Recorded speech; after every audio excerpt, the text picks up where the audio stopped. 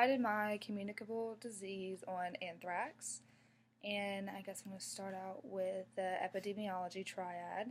At the top, you have the agent, which is Bacillus anthracis, which is a gram-positive encapsulated spore-forming non-mobile rod.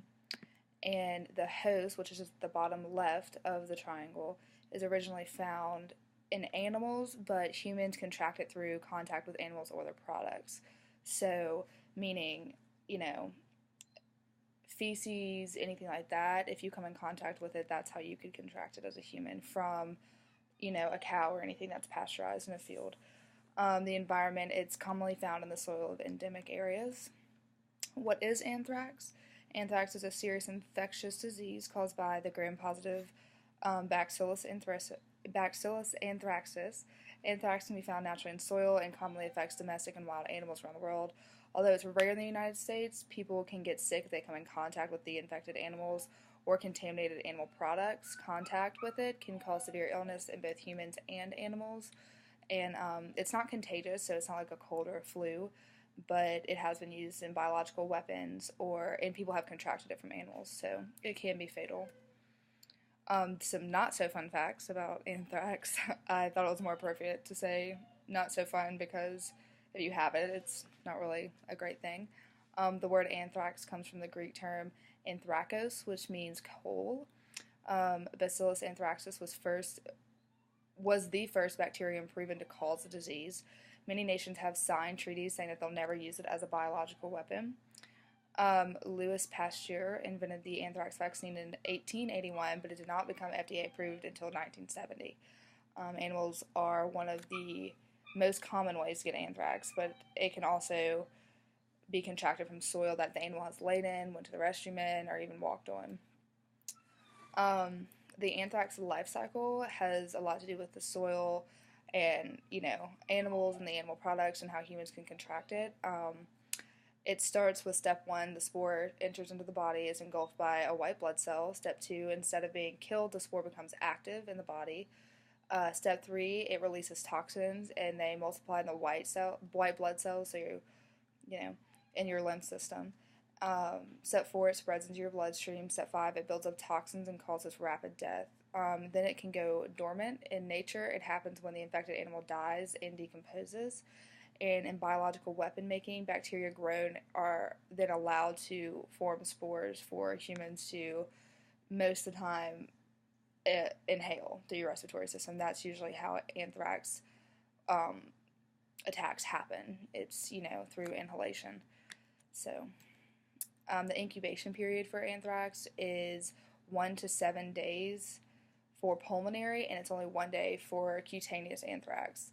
Evidence from mass exposure indicates that incubation periods can go up to 60 days, and it's very possible for pulmonary anthrax for it to last that long. The routes of transmission, anthrax can infect a person in 3 different ways. They can enter into your skin cutaneously through a break in your skin, or by inhaling it through your respiratory system, or by eating contaminated or undercooked meat or animal products. So, like I previously stated, it's not spread from person to person like the flu is or a cold, but it is instead contracted directly from the animal product. So, I couldn't give somebody anthrax and they couldn't give it to me. I would have to individually contract it from the source. Who is at greatest risk? Susceptibility to anthrax is universal. Most people who get it naturally occurring,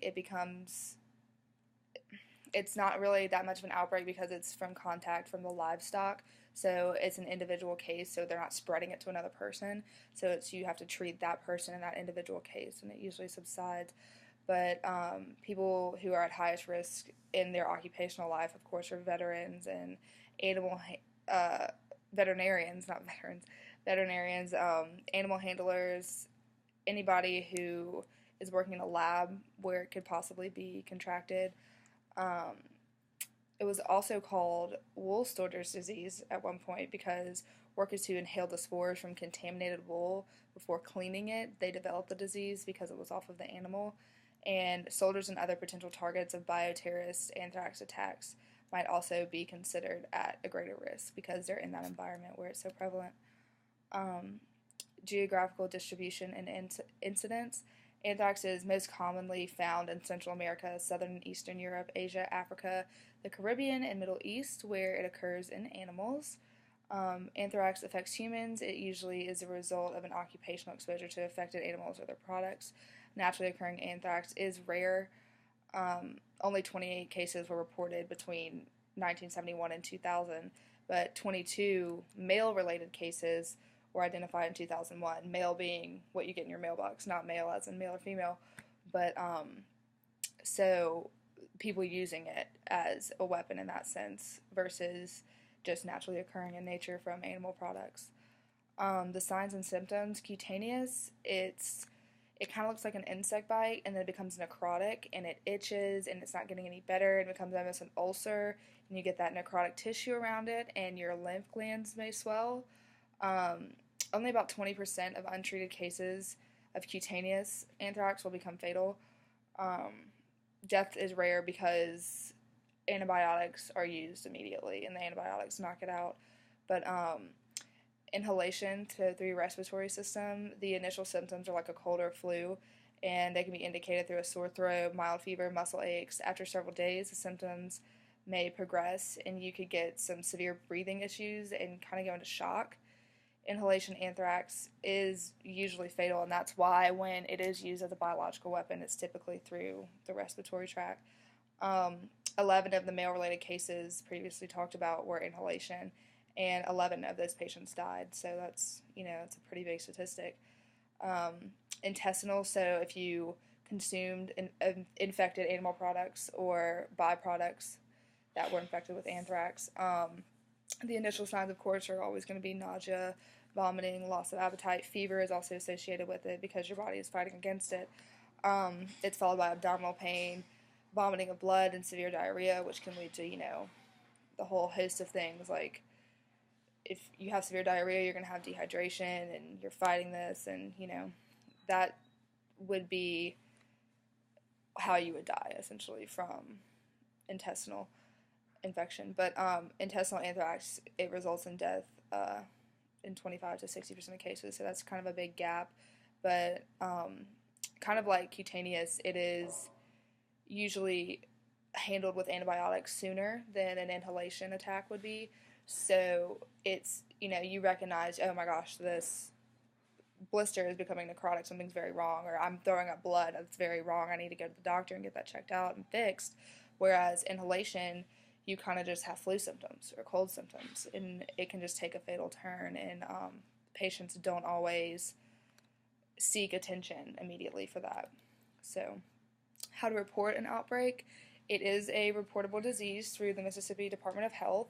It's a Class 1A outbreak, and the protocol is diseases of major public health importance, which shall be reported directly to the Department of Health by telephone within 24 hours of first knowledge or suspicion. So they treat it very seriously because it is so fatal, and it is used as a weapon. So Class 1A diseases and conditions are dictated by requiring an immediate public health response. Laboratory directors have an obligation to report laboratory findings for selected diseases. So, and it says, I just put in there, refer to Appendix B of the rules and regulations governing reportable diseases and conditions. So they treat it very seriously because it is so fatal, and it's a weapon. It can be used as a weapon. So they want to nix that immediately and rectify the situation before it gets out of hand. The treatments are antibiotics. As I said earlier, treatment should be indicated early because the disease is more likely to be fatal if the treatment is delayed. Standard precautions are used unless the wound drainage is uncontrolled by a bandage. So I would use standard precautions of treating a patient, with anthrax, unless they had a purulent wound that was draining all of this, fluid matter that I could possibly contract. So if uncontrolled drainage, you use contact precautions, which is the gown, gloves, upon entry into patient's room. And population-focused interventions. Educating a population would be the main goal. So I would educate the workforce and public on ways to prevent exposure, educate on reporting protocols and how to recognize an outbreak, provide resources to the population on treatments and local clinics, and due to the nature of education and all these interventions, it's going to be primary uh, prevention. The level is going to be primary because you are educating and um, you're teaching, your population and the public how to approach this, approach the infection, approach how to treat it. So, the public health alerts that I came up with was, did that bug bite result in swollen lymph nodes? Find the cure at www.cdc.org. And then the second one was, before you fly, know where to turn if there's an anthrax outbreak. Take charge by visiting www.msdh.com.